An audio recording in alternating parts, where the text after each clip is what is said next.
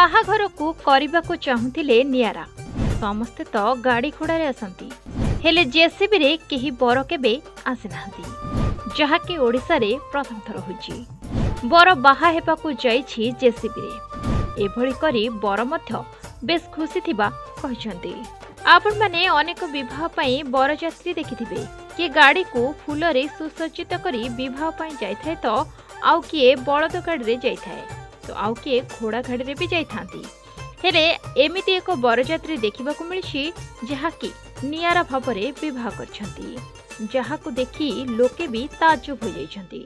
बौद्ध जिला छत्रंग ग्रामर जड़े युवक नयगढ़ जिलार खंडपड़ा ब्लॉक कियाझर ग्राम को विवाह करने को जाइथिले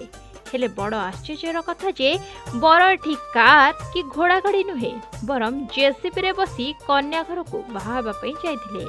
एभली नियारा दृश्य को एबे सोशल मीडिया रे बेस वायरल हेबार लागिछि।